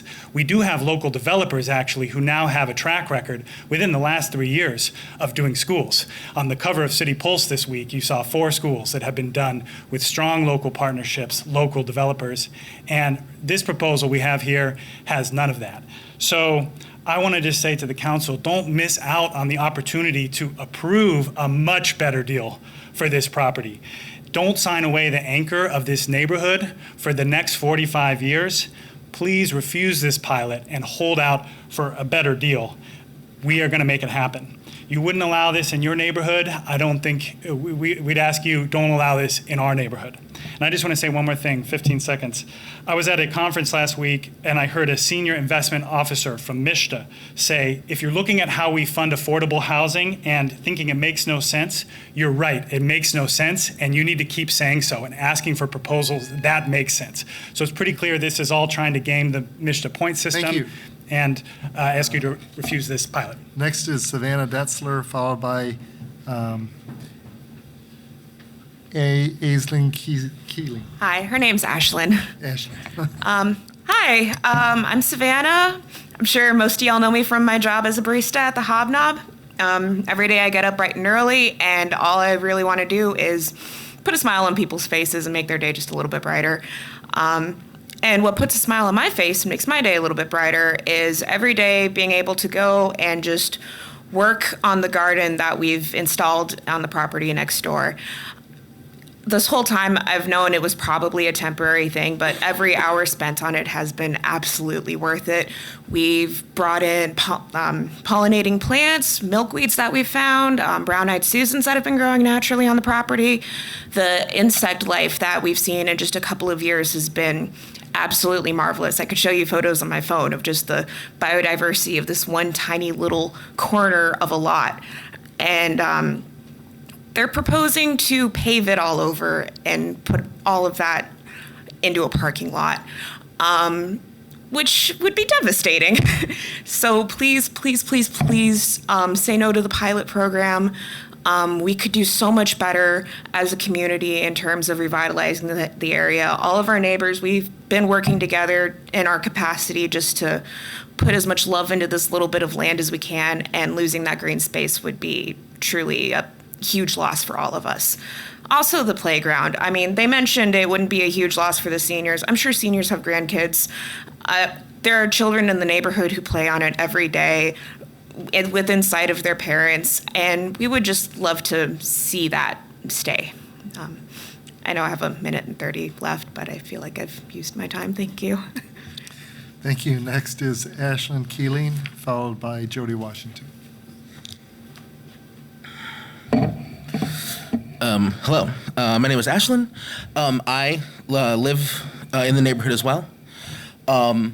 So I think, as has been said before, we all want to see something done with this property. We'd all like to see something be developed in a meaningful way, and low income and housing for the elderly is a good way to do so. But this proposal isn't it. A lot of the talk that they said today was about how they want to be good neighbors and the importance of being part of the neighborhood. And as has been stated, there's been zero effort to reach out to this neighborhood. No transparency in their plans for this site. I knocked on people's doors as well, and like my other neighbor, nobody knew anything about this. It was all news to them. They hadn't heard anything. And it seems odd that they want to be a part of the neighborhood, but then they just want to take this straight to the council without talking to anybody in the neighborhood. And I guess let us know after you guys had approved it and signed the paperwork, maybe? Seems odd. And they're talking about preserving the structure. We'll also plan to destroy many parts will make it kind of a nice part of the neighborhood. Of course, it needs to be built up, but the green space is so important. People use that playground every day. People use the park, like the field next to it. People take their dogs there every day. And to act like that's not going to impact the neighborhood negatively, I think is disingenuous. I think that, has been said, a local company that has a good track record and has proven themselves to be a part of the community and want to be a part of the community is a much better choice for someone to develop this property and to do so in a way that will incorporate and be a part of the community. And I think that that's very, very important. Also, the relation to specific amenities has been stressed a lot, and I think that's kind of interesting because it seems like that meeting those requirements is more important than anything else to them because they brought it up a lot. And I think that's also interesting because Capital City Market is at best a mile and a half away. That's like best estimate. And as has been stated, it's a very expensive place to shop. So if we were talking about housing for people who don't have a lot of income, I don't think that meets the requirement. Anyway, thank you for your time and also for your very important questions during their presentation. Thank you. And finally, we have Jody Washington.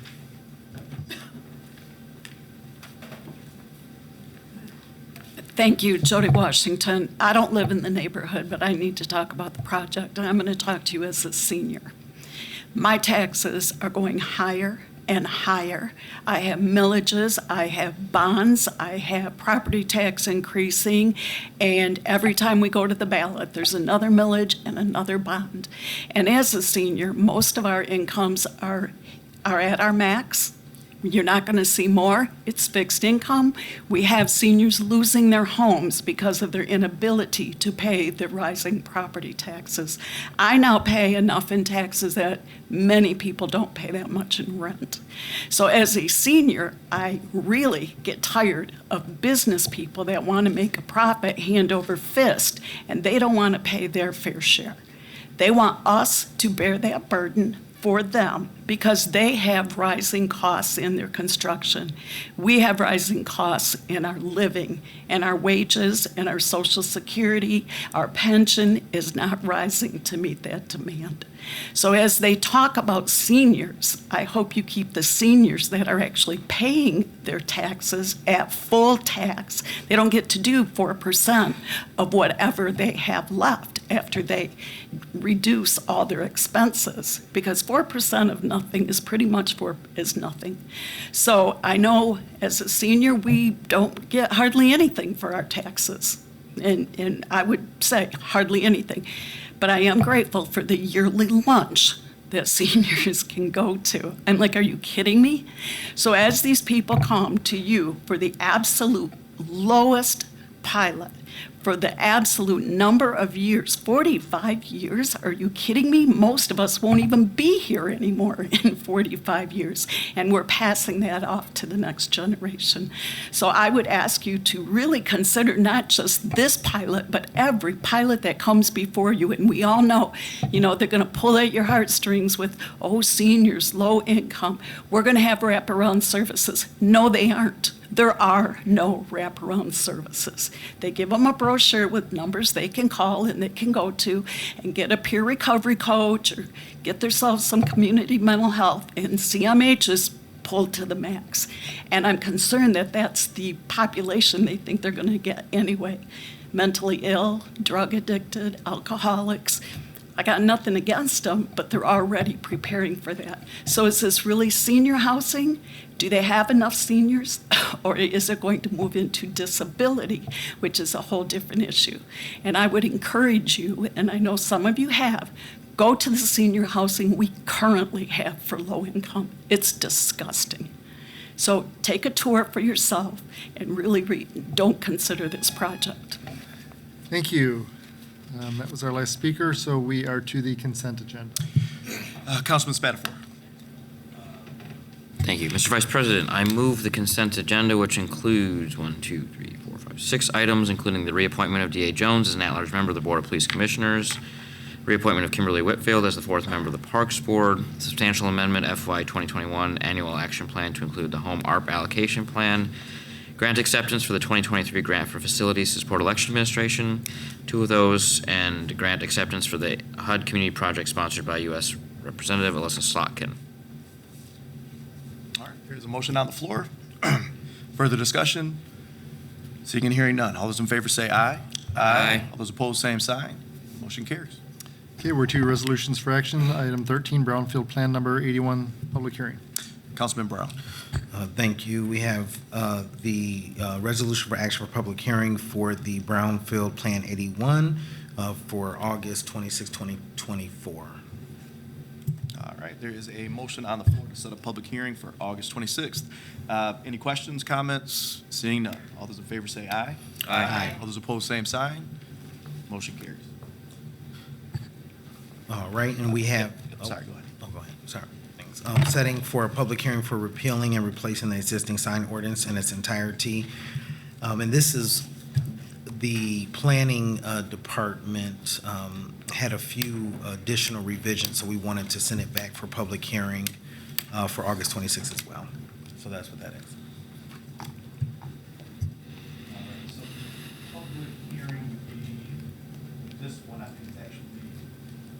Oh, I'm sorry, September 9th, you're correct. Yep, that's my fault. Yep, Yep, September no 9th. problem.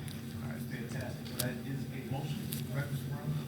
Yes. All right, so there's a motion on the floor to set. Is you agreeing on Sorry, that? there is a motion on the floor to set a public hearing, and that would be for September 9th. All right. Any further questions, comments? Seeing none. All those in favor say aye. Aye. All those opposed, same sign. Motion carries. Okay, we're to item 15, the Board of Water and Light Equity Agreement. Councilman Spatafor. Thank you, Mr. Vice President. We have before us a resolution to accept the Return on Equity Agreement, Amendment Number 7. This is a 1-year extension, also a retroactive amendment to previous agreement, which expired on June 30, 2024.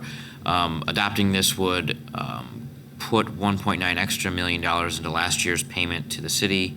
It maintains our 6% return on equity for 1 more year. That's approximately $26.2 million for FY24 and $28 million for FY25. We're changing the formula from actual revenue to budgeted revenue. As our budget director emphasized, this is de-risking for the city to try and present a more stable outlook. As the folks from Board of Water and Light said as well, the reason we're doing this for 1 year instead of sort of the 5 or 10 year plans that we've done in the past is to see how it works and see if this is a model to move forward or reconfigure it next year if things need to be adjusted. I think that's it. I would move the resolution. All right, there is a motion on the floor. Further discussion? Questions, comments? Seeing none. All those in favor say aye. Aye. All those opposed, same sign. Motion carries. Okay, we are to the order of ordinances for introduction and setting of public hearing. We have an ordinance of the City of Lansing, Michigan to amend the Code of Ordinances of the City of Lansing by adding a new section 884 for the purposes of providing for a service charge in lieu of taxes for 54 low-income elderly dwelling units in a project known as Genesee Senior Apartments pursuant to the provisions of the State Housing Development Authority Act of 1966, being Public Act 346 of 1966 as amended, MCL 125.1401 et sec. The Act. The ordinance is read first time by its title and referred to the Committee on Development and Planning. Councilman Brown. Thank you. We have a setting for a public hearing on the payment in lieu of taxes for Genesee Senior Apartments at 835 West Genesee Street set for August 26, 2024. All right, so there is a motion on the floor.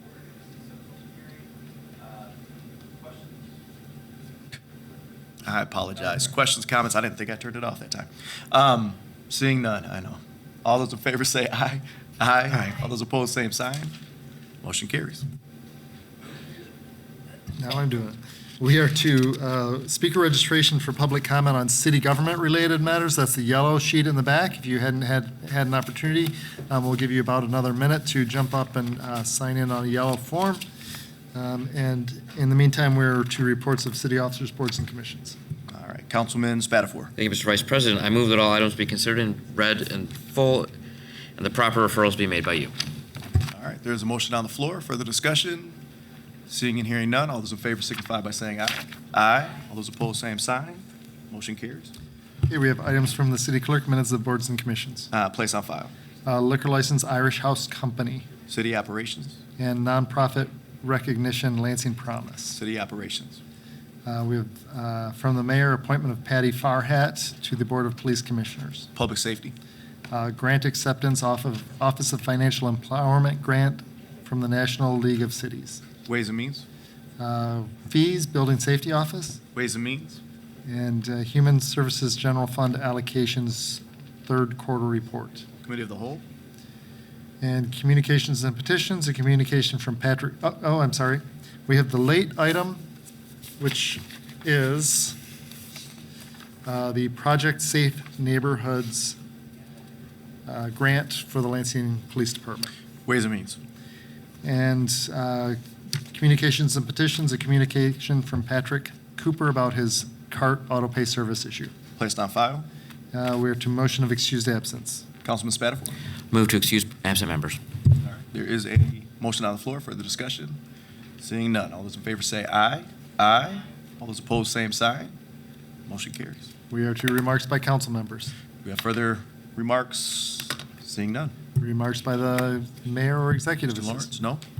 Okay, we are to public comment on city government-related matters. Speakers have up to 3 minutes to address the city council. We have David Ellis, followed by Rena Risper.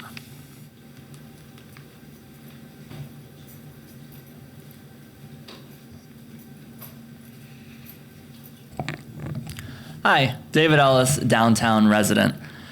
So I was hit by a car again at Michigan and Grand, about 2 blocks that way, while wearing this exact shirt just over a week ago.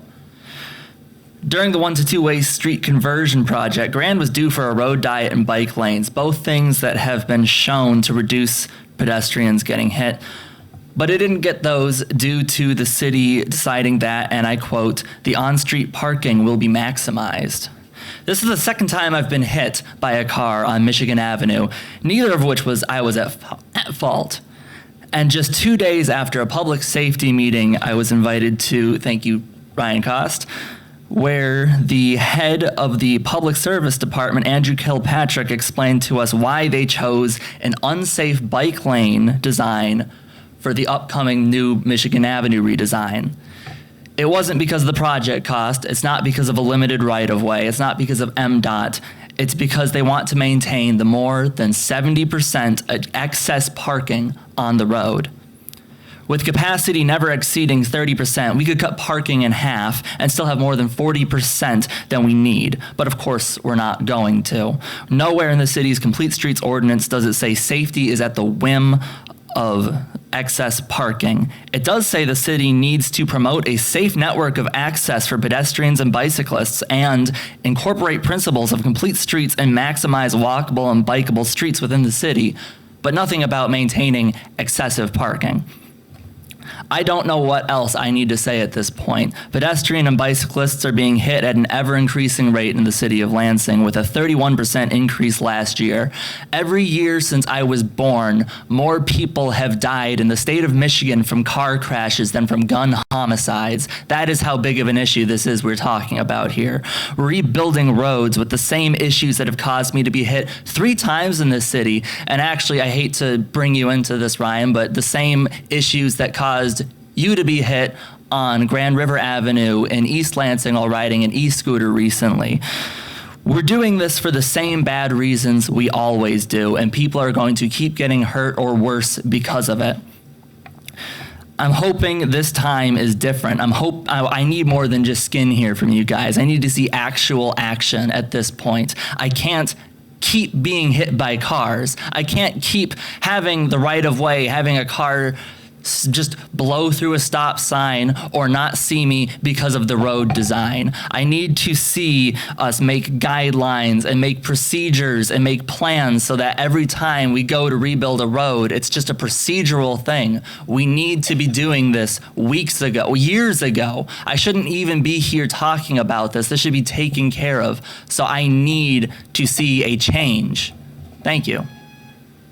Thank you. Next, we have Verena Risper and then Loretta Stanaway. Thank you, City Council members. I stand here today and I give honor to Hallman, Oldham, and Pollard. That's probably how long I have not been before you. However, I'm here today because of our nonprofit, which was started in 2012 as a result of the death of Ignacio Bermudez. On May 29th, there was a mass shooting at a park very close to Adado. July 7th and 8th, Daniel Ferreira and Antonio Alvarez had an event, and I was involved with that event as a nonprofit, and we were able to get a liquor license for them. Daniel Ferreira and Tony Alvarez did not adhere to the temporary use permit. On June 9th, I sent a message to Lucy Kish asking her if I could speak to Brett Kaczynski and the Lansing chief. At the time, it was Sosaby. Sosaby referred that to the new chief of police. I've yet to have a conversation with Sosaby about, not Sosaby, excuse me, about Mr. Kaczynski about anything.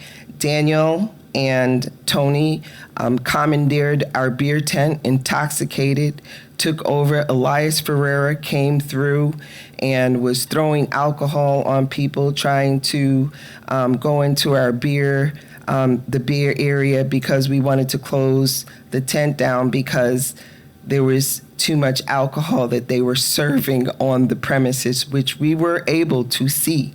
And asking Brett Kaczynski what he was going to do about it, it took him from June 9th until a couple of days ago to respond to me and say, basically, we're not doing anything about it. So I want to know what you all are going to do about it and how you all are going to protect nonprofits who choose to partner with for-profits. I think that it was just devastating for us to have this happen. Daniel told us that there was going to be LPD available. We paid $3,000 for LPD, and LPD was nowhere to be found. When we got back and emailed Lucy Kish, we got a whole different timeline. And it appears as though Mr. Ferreira decided he was going to come in at the exact time that the police department was gone and commandeer our beer tent. I would like to add that none of my volunteers were drinking. We ran our beer tent in a very professional manner, and it is something that needs to be looked at. Mayor Shore knows about it, Kaczynski knows about it, and the chief. Thank you. Thank you.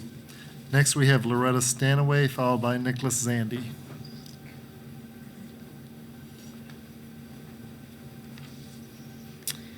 Well, let's call this Adventures in City Services. A couple of weeks back on a Thursday, I came home from an errand and parked and went back to leave again in half an hour and couldn't get out of my driveway because in that half an hour, the city recycling truck had come by and pulled down a 20-foot-long, 10-inch diameter tree limb and left it in my driveway, blocking my egress or my ingress and not stopping or saying anything, and also destroyed my recycling cart. So I started off with the neighbors across the street coming out and clearing enough of the tree limb that I could leave. And then the next morning, they came out and took care of it from the city. But the rest of the story goes like this. Adventures in trying to speak to someone in a city department. Yesterday, 30 minutes on hold with the cart number forwarded to operations and maintenance with no answer before they closed for the day. 6 minutes with 311 to be called CART directly to report my destroyed recycling cart, calling CART and being forwarded back to the Office of Operations and Maintenance, where I spent 15 more minutes on hold before giving up, looking up the number for CART services on the website and calling it only to be directed by the recording to call 311, which had told me yesterday to call CART. This move by the city to usurp calls directly to departments and persons and steer everyone to 311 serves no one well. You can't get through to the actual people you need to talk with. 311 can't answer your questions or concerns. No phone numbers are listed to directly reach people, and you are stuck in an endless and useless loop. Stripping the public of being able to call the concerned person or department may save city employees from answering phones, but I thought that's what we paid them for. But it doesn't serve the citizens well at all. It is virtually impossible now to reach city workers except via email, which you're lucky if they answer, which not everyone has access to or can do. Sending everyone to 311 is futile and a failure. Give us back direct contact to the city workers our taxes pay for. This rant is over for now, and then it was added to the next day. I still have not reached anyone who can order my cart replacement, and then updated again later that day. Another call to 311 lasting 23 minutes got me through to a supervisor because I insisted on speaking to one or I was not going to get off of the phone. It happened to be someone I knew, which helped because then he did step forward and took care of getting the remainder of the tree limb out of my yard and setting up a reordering of the replacement cart, and dealing with the fact that the city driver never reported the accident in the first place. So I'm thankful for a solution finally, but there's no way it should have been this difficult and time-consuming. Thank you. Next, we have Nicholas Zandy, followed by Frederick McLaughlin. Well, I was going to talk about the wards, but considering the whole thing about the pilot thing about senior home on 835 West Genesee, I have to address this. Just seeing that hearing all that, a part of me just seems to have died inside hearing that. The fact that you've allowed this pilot resolution to even get this far at all without really consulting anyone from the neighborhood, if it's even that active as a neighborhood association, with that whole thing. And also, I've checked on Google Maps, and there's a playground right next to it. And apparently, from what I've seen, as much as I've been paying attention to a long presentation, really should be limiting those to 20 minutes. But anyways, it's possibly going to get rid of the playground or worse, modify it into something nowhere near as good as what it is right now. And that really hits way too close to home for me. I've lived in a situation where just near my neighborhood is Washington Park, and going to be soon to be known as Stabnow Park, where they decided to modify the playground into a weird-looking monstrosity that doesn't look safe for kids to be playing on. I mean, I'm not saying the old playground is perfect by any means, but replacing it with that, like, come on. That just looks unsafe. And that's what I like to see from my childhood, dismantled and replaced with something nowhere near as good. And also, considering this whole thing with how I've heard a lot of other senior homes that we already have are terrible and should honestly get renovated and way into something that actually looks a little bit better. Dismantling a building like that, you can use the building structure for a new project like that for a senior home. I don't think you actually need to change all that much. Yes, renovate it, sure, but completely changing the structure of the building is just not necessary. And it's the same, and it's the thing I'm gonna have to be speaking about with developments on old structures. If it means altering the building completely, or just completely deconstruct, dismantling it and replacing it with something nowhere near as good, like South Washington Office Complex, and you happen to discuss this at a neighborhood meeting, my answer is always going to be, as president of the Old Everett Neighborhood Association, no, no, no, nay, nay, nay. That's all and if it's on a park, extra no. That's all I'm going to need to say, and I shall yield the rest of my time. Thank you. Next is Frederick McLaughlin.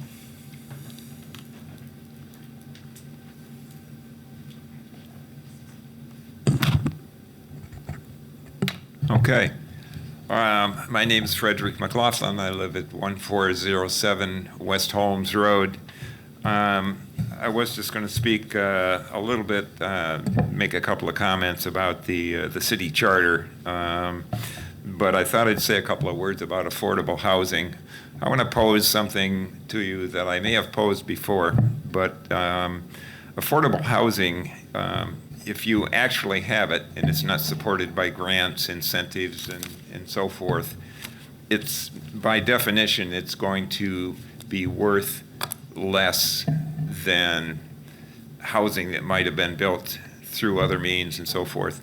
So it poses a kind of dilemma because the city is required under, I believe under the Constitution of the state, to collect property taxes to support itself. So there's kind of a dilemma there. You know, if I come in with housing, for example, as an architect that is able to be built for half of what the housing would normally be built for, you're faced with a challenging decision. So I just want to leave that thought with you.